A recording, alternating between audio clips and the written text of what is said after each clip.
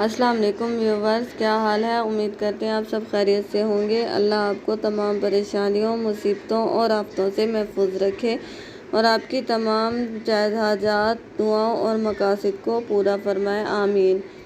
آج کے ہمارے ڈے اسلامک چینل پر آپ سب کا خوش آمدید۔ آج کا ہمارا موضوع ہے خواب میں پھندا دیکھنے کے بارے میں۔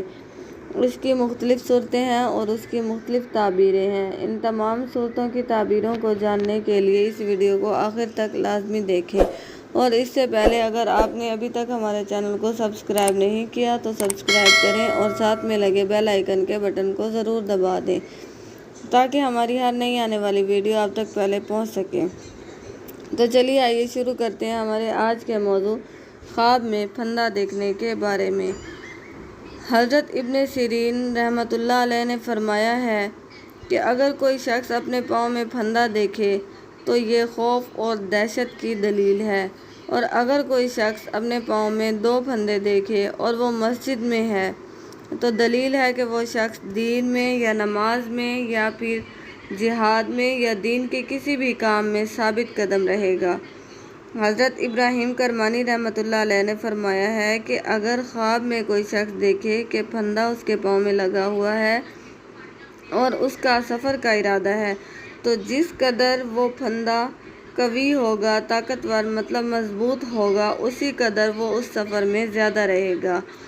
اور فرماتے ہیں کہ فراخ پھندا دیکھنا تنگ پھندے سے بہتر ہے، اور تانبے اور لوہے کے پھندے کی بھی یہی دلیل ہے۔ اور اگر دیکھے کہ پھندا رسی کا ہے تو اس کی اقامت دین کے لیے ہوگی، اور اگر لکڑی کا پھندا دیکھے تو دین میں فساد کرنے کے لیے ہوگی۔ حضرت جابر مغربی رحمۃ اللہ علیہ نے فرمایا ہے کہ اگر بیمار دیکھے کہ اس کے پاؤں میں پھندا ہے تو دلیل ہے کہ اس زحمت سے خلاصی پائے گا، یعنی کہ وہ اس بیماری سے صحت یاب ہوگا۔ حضرت جعفر صادق رحمۃ اللہ علیہ نے فرمایا ہے کہ پھندے کا خواب میں دیکھنا 3 وجہ پر ہے: دین میں ثابت قدمی، نکاح کرنا، سفر سے واپس آنا۔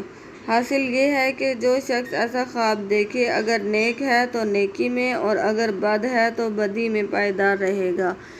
اگر آپ کو ہماری ویڈیو پسند آتی ہے تو اس کو لائک کریں اور